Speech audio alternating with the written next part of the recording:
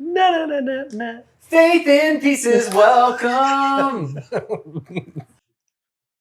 Hey friends, welcome back to Faith in Pieces, a podcast from Mosaic United Methodist Church, where we believe faith is something we build together piece by piece, story by story.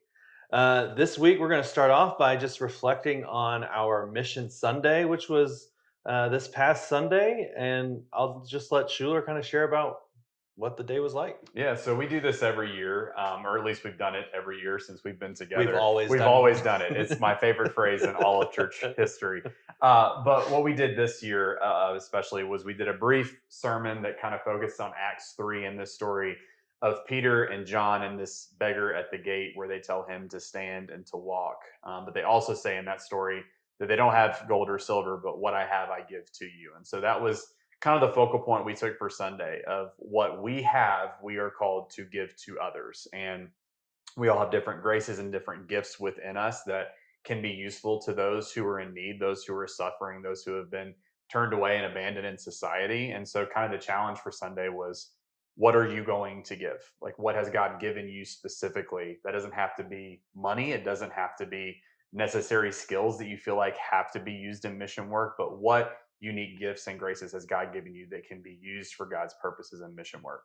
But on top of that, we had 4 of our 5 partnerships. We had speakers from those partnerships come in and tell testimonies and stories about how Mosaic has been involved with these partnerships. And I think every Mission Sunday, it's always kind of like a fulfillment of dreams that we had at the very beginning of this whole thing. Of when our mission team got together and talked about how we wanted to invest deeply in a couple of mission partnerships, we wanted those partnerships to be able to say, like, Mosaic is the church that we can go to for XYZ, and we know that they can fit that need. And I think what we saw on Sunday is all these partnerships were able to talk about that. And it's not just we put these places on our website as like, oh yeah, we spend a little bit of time here and there with these partnerships, but this is daily, weekly engagement that we have. And so I'm so thankful for these mission partnerships and the relationships that we've built with them. But I think for us, as we go forth from Mission Sunday into continuing mission work, the challenge for us is, what's the one thing that we can add,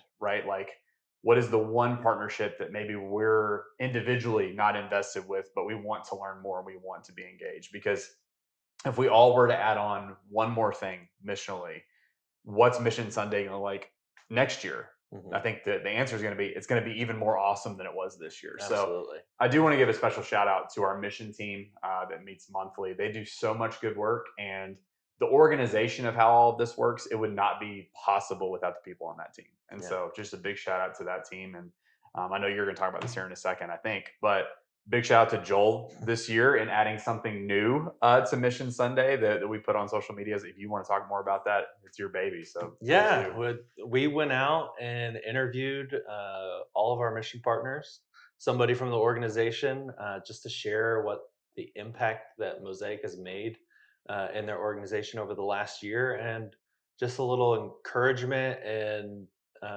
advice for those who are looking to get plugged in. It's like a 12-minute long video, but it's on Facebook, it's on YouTube. Go check it out. We'll also be like clipping it and sharing that throughout social media in the coming weeks, so you'll see that pop up there as well. Yeah. I would just add, my favorite thing about Mission Sunday was multiple of our speakers getting up and saying, I thought you guys were just doing Yeah, that was doing cool. this for us, Yeah. and to like hear that was like goosebump stuff. It was good. That was it's really good. neat. Really neat. Well, all right. Well, Mission Sunday was great, but let's jump into this today's conversation. It's a little bit harder terrain. Yeah. What do we say when somebody's going through a tough time? When grief is fresh and nothing really makes sense? You've probably heard people offer comfort with phrases like, God just needed another angel, or everything happens for a reason. But do those really help, or can they actually do harm? Yeah. So, in this episode, we're going to explore why some theology is more harmful than healing in moments of crisis, the underrated power of presence and silence, and what to say or not to say when someone's hurting. So, let's get into it. Let's do it.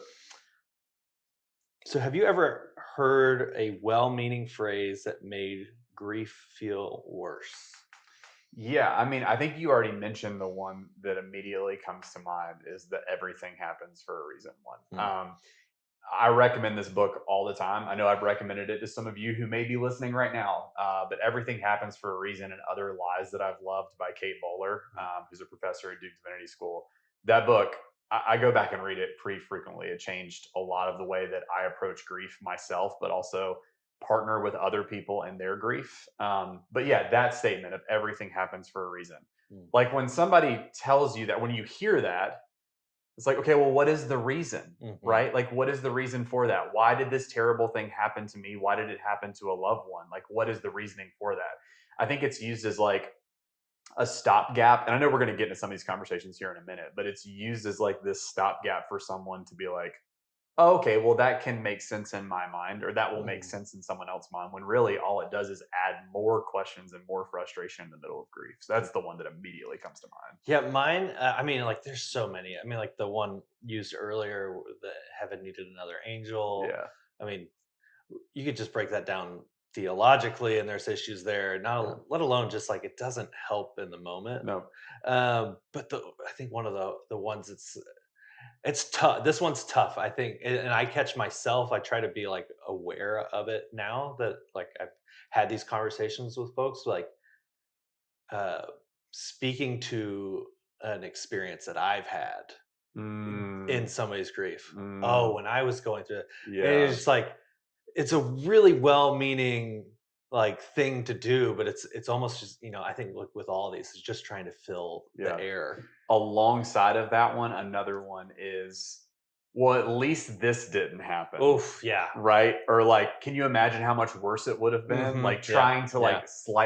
like lighten the blow of something that has really hurt somebody by saying like, oh, but it could have been much worse. Yes, Right? Yeah, yes, that's yeah, another one yeah. that gets me too. So why do you think people default to these spiritual cliches, like the ones we just mentioned? So I think part of it is we've all heard them before, Mm, right? yeah, And so like we've all heard them, so it makes it easier when we're panicking of like, well, what do I do when someone is experiencing grief? We think about the things that people have told us and we just like almost vomit them back up. right, yeah, But I also think it gets us out from having a harder conversation to be able to sit with someone truly in their grief and listen. And I think it also it bends towards the fixing of the issue, hmm, right? Like, and I hand up am somebody who is a fixer, yeah, right? If something is wrong, like especially like when Sarah and I are having conversations and she's upset or she's going through grief, I want to be the one who fixes that for her. And I yeah, think phrases like this allow us to think that we're fixing something and that we can walk away and everything will be great, when really all they do in times is deepen that grief and deepen that frustration. yeah, So I think it just gets it off of our chest and yeah. we can put it behind us. And if you're somebody who's thinking, "I've said these things," this is not an attack. No, This is not an no, attack no. because it comes from a true like servant's heart Yeah, of love and of just you especially want to help yeah, someone, exactly. right? Um, but I think these conversations are really important because even though it's well-meaning, Mhm. it can do a little bit of harm. So how do these kind of poor theology statements, how does that impact somebody who's going through the pain and grief? Yeah. Well, I mean, all right. So let's take everything happens for a reason, for example. So if you're going through some deep grief, let's say that a loved one that you had just passed away, and somebody tells you everything happens for a reason, that can often lead you down the rabbit hole of like, okay, well, what do I think about God now? If Mm, this is a reason, right? mm, If I think, if I thought initially that God was this God of love, grace, mercy, justice, and peace, is now God this God of punishment towards me and the mhm. people around me? Or is this a God who just like acts almost on a whim without thinking of the repercussions for everything around us, right? So I think it lends itself to theology about God that's not in line with what we see in scripture and what we see about God throughout the totality of time. Like when we analyze these passages like at a very core level. Yeah. So, how can we reframe our theology to be more compassionate and aligned with God's love, especially when we don't have the answers? So I think this gets us into um, the conversation that I think we're going to have shortly of presence. Mhm. And so I don't want to get too quick. I don't want to go too quickly to that point. But I think sometimes we have to have the ability to say, like, I don't have the answer. Mhm. And I'm not able to fix this in the way that I dearly would love to right Mhm. now. That grief, there are very few moments in life where grief can be solved from one conversation, right? Even though we try to tell ourselves that, okay, well, maybe I can be the one to do that. Grief is something, there's stages of grief. Yeah. Grief takes time and it takes multiple conversations. And so I think for us at first to just be people who recognize in this conversation that I'm about to have, this other person is not going to leave the table saying, I'm so thankful for this person because they have healed every single thing that I've been going through right now by something that they said. Right. Right. I think that's an expectation that we would desire, but it's not a realistic one that we're going to have. So I think just for us to come to terms with that, of we're not going to be able to fix everything here in this conversation, no matter how much we try. Yeah. I think it takes the pressure off too, which is like Yeah. relieving. Yeah. Like, I'm not going to be able to fix this, nor do I need to. Yeah. And is this person even talking to me because they're expecting me to Right. fix it? Right. Exactly. Like when I'm in grief and I'm talking to someone about my grief, there is never an expectation when I enter into that conversation that I think someone is going to fully heal me in that moment. Yeah. Right. And so just to be, yeah, I think like you just said, it takes some of the pressure off and it's some of the relief there in that conversation. So, segueing into just the power of presence and silence, Mm. why is just showing up often more powerful than words can say? I think showing up, like being either physically present, like with someone in a physical space, or showing up by making a phone call or hopping on a FaceTime or hopping on a Zoom, just in some way, like having a conversation with somebody. Being present with someone takes time. It takes resourcing. It sometimes takes rescheduling things Mm. to be present with somebody. And so the messaging of just being present with somebody means that you drop something, you rescheduled something, you put it in your calendar to be there present with that person. So I think the messaging of that shows somebody else like this person cares about me enough to physically be here, right? Um, but then I think oftentimes, like when we're going through grief and we're alone or we're isolated, we don't really have a lot of direction and we don't know where to go or what to say or even how to convey how we're feeling. But when somebody is in the room with us or on a phone call with us or on a Zoom with us, conversations happen where we can say things out loud that have always been there, but we've never been able to verbalize it. And there's a lot of freedom that comes with just being able to speak exactly what you're going through. And that's only present there through presence and being with somebody. Yeah. I think of, I mean, this happened multiple times in my career as a youth minister.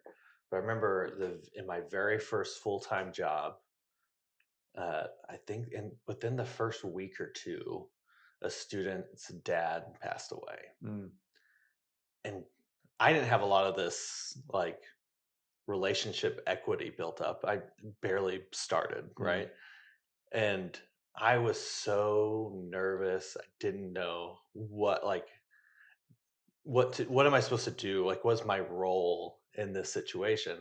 I reached out to a friend of mine, Colin. Hi, Colin, mm, who also now has a great job uh, at Methodist in Cyprus mhm. Hospital, and he gave me great advice, which is funny now that this is his Yeah, role because he kind of does it for a living now. right. Is that he was just like, no one will ever, or rarely will anybody really remember the What you things you said. say, but they'll remember who was there. Hmm. And I just remember that advice. I think on one level, I was probably like, that's not advice. Yeah, yeah. But it was kind of freeing to just know I can just go show up for the student, Hmm. despite not having the relationship built up with this student yet or with anybody, but just that my presence there to be there to listen to, shoulder to cry on, whatever they need. I can just be there. Hmm. Um, it was powerful. And when left that job, I heard from that student's mom and that student about Yeah. how much that meant. And that was great advice because I ended up multiple times in youth ministry having to rely on those situations and being so thankful that somebody had given me that advice that just show up. Hmm. Like this, that's all you need. Yeah. They just to show up, Yeah.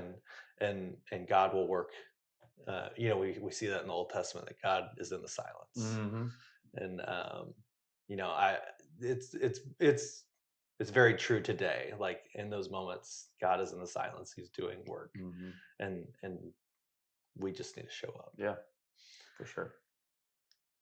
So, in our rush to fix or explain, why do we often forget that this silence can be sacred? I think we live in a world that's so like verbal, Hmm. like we're talking all the time. And when we're not talking to other people, we're listening to other people talk, right? Hmm. Like I think about when I get in my car on the way to work on Monday through Thursday and Sunday mornings. There are rarely any time where I just turn off the radio. I have a podcast on, I have music on, I'm filling that silence with sound. And then whenever I get home, I'll turn on the TV, I'll turn on Sports Center, I'll turn on the news, right? And there's always sound going on in the background. So that when silence actually happens, it's jarring Hmm. to feel like, oh, well, I have to turn something on because it's so quiet. And I think when we walk into a space of grief, there's that compulsory need that we have to be like, I have to fill this with something Hmm. so that I feel less awkward. Hmm. Right. And I think it's just I think we've lost, this has been true like my entire life. I think we've lost our ability to be comfortable with silence. But like you just said, oftentimes, especially in the Old Testament, we see God working through silence or in the middle of silence and using silence as a platform for God's work to happen. So I think we have to just be comfortable and even like say it out loud in the mirror to ourselves of like silence is okay. And Yeah. not only is silence okay, but silence is sacred. There are things that happen in silence that don't happen when we're just trying to fill the space by what we have to say, which I understand is hilarious that I'm saying this on a Podcasts. podcast, right? Maybe we should just like embrace this and be silent for the next, 20 minutes together. No, I think we've lost our comfortability in being silent, and we have to regain that in some way, especially in a Christian context. Can you think of a time when someone's presence spoke louder than words for you? Yeah. Oh, there's a couple. One that's like a little bit lower stakes is like I tore my ACL in college, and that really stunk. Mm. And like my mom came and like literally moved into my apartment for 2 weeks. Oh. And like her presence there, like as weird as it is to be like 21 years old and be like, okay, well, my mom's living in my apartment now. Her presence there showed me like she loves and cares for me to a level where she dropped everything to be there to make sure that I could make it to classes, that I could find my way to get to physical therapy, just to be there for me in that time. That was meaningful presence for me. I think one more recently, at when my previous church was going through disaffiliation, there was a meeting that happened shortly before the vote that was very hard. And like, I would use the word like pretty traumatic for me. And, as a pastor in those environments, you don't really show your emotions in those moments. You have to figure out when is the time where I can truly be myself. Mm. And so I drove home, and I got home, and Sarah wasn't at the meeting, but she had heard already about what had happened. And I got home, and she just sat with me and just said, like, whatever you need, I just want to listen. And I screamed and I cried, and like it was a really big range of emotions, but never in that conversation once did she try to fix, or Mhm. did she try to minimalize, or did she try to even cast like, well, we don't know what awaits in the future kind of thing, right? She just sat with me and listened to me. Yeah. Um, and was just really empathetic in that moment and didn't try to fix. So, but there are several other times in my life where I know, like, when like my grandparents passed away or some of my family members have died, like being at visitations and having people show up and like knowing they drove or flew hours to be Mhm. here, And I don't remember what they said, but I just remember seeing their face and being like, wow, the fact that they are here means more to me than anything they could possibly say to me in this moment. Yeah.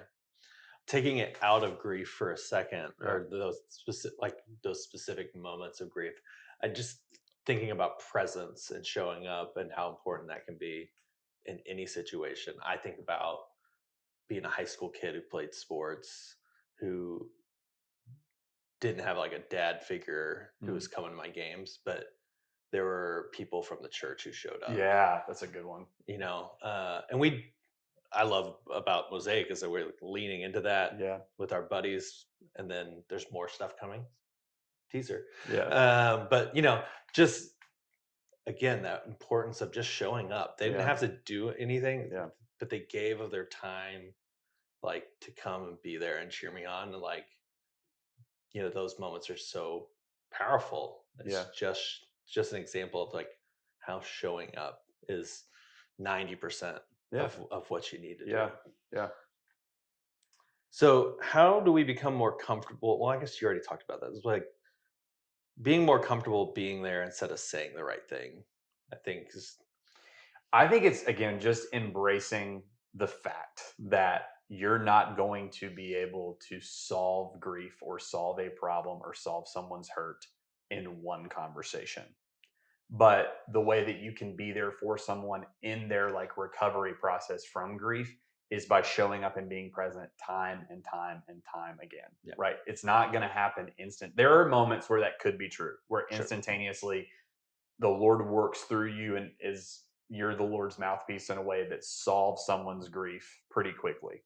Those moments are few and far between. But the fact of just showing up and being present for someone time and time again, you build trust with that person, and there are like conversations that can happen over that time that lead to processing that grief in a healthy way. But just recognizing and being okay with like I'm not a superhero. I can't fix this in any sentence that I can say, but what I can do is I can be present for somebody and be there for them in however long this recovery process takes. yeah. So we've established show up, Yep. embrace the silence, Yep. but there might be some times where words Yeah. should be spoken, need to be spoken. Yeah. We've heard some examples of what not to say, and I Yep. don't think we really even need to focus on anymore. We Yeah. just know that those things are out there. Yep. But I think you have some words to share with us that we could say. Yeah. Like phrases that you Mhm. could say. So um, I'm actually gonna pull this up because I think this is helpful. It's Shuler, also this is not supposed to be I know. scripted. No, I actually put this together a couple of months ago whenever we started offering in-home communion and met Mhm. with that in-home communion team and just knew that in those conversations where we're going into someone's home or into someone's nursing home or into someone's hospital room, naturally when we share at the Lord's table together, there's this vulnerability that happens where people can share things with you and just having like some resourcing on here's what not to say, which we've already covered that, so we're not going to do it again. But here are some things that you can say instead that speak more to that presence of being there and the empathy and compassion in which we're always called to speak to one another with. So when somebody is vocalizing a tough time that they're going through, just being able to say phrases like, I'm so sorry that you're going through this. How are you feeling right now? I Mhm. think like I say this all the time, and this is kind of becoming my new catchphrase, I think, but like lead with curiosity and lead with questions. Mhm. Ask people, how are you doing? What are you experiencing? And then maybe eventually get to the point of how can I walk alongside of you right now? Right. As like there's those future action steps, which we'll cover here in a second. But like there may be times where someone is vocalizing an experience that you have no way to connect with, Mhm. like where there's grief that's so extreme and so bleak that you've never gone through anything like that in your life. And just to be able to say to someone like, I truly cannot imagine what you must be feeling right now, but being able to say to someone, know that I am here and I'm listening and I support you.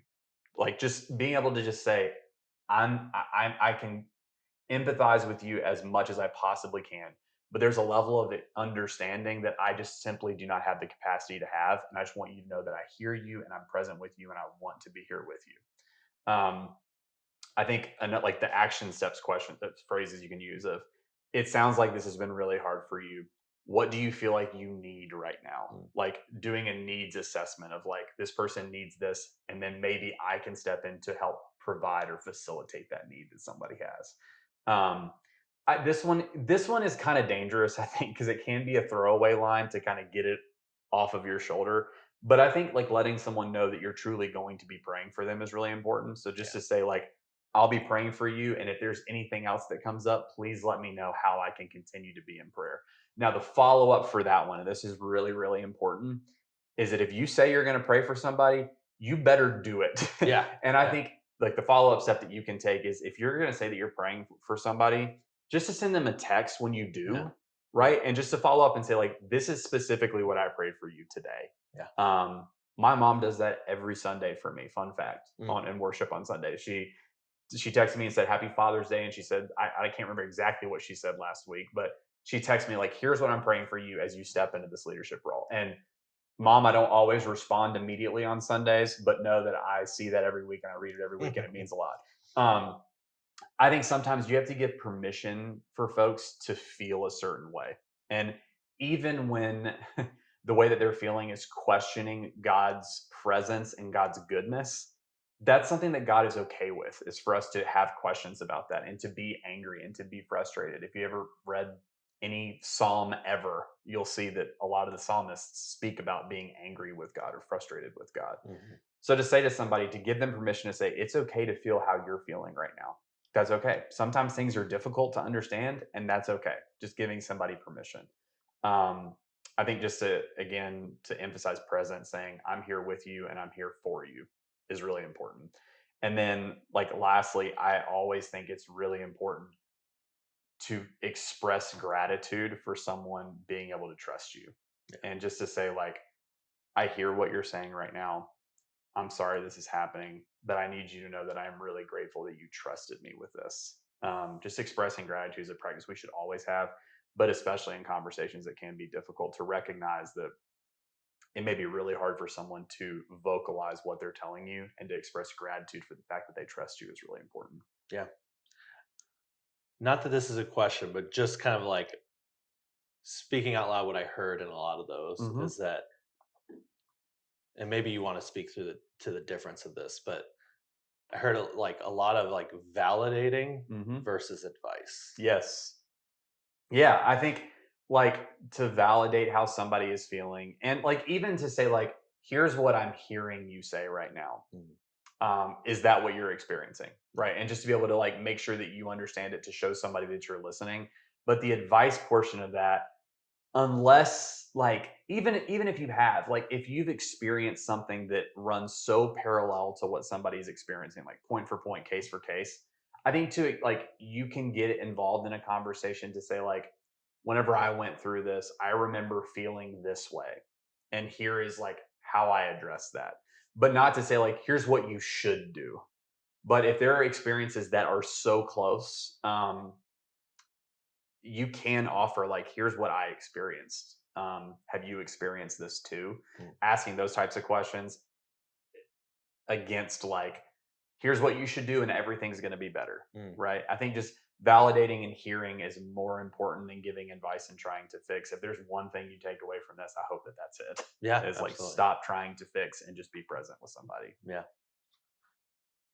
Well, grief is messy, Hmm. crisis is confusing, and most of the time, there's no magic words. Yeah.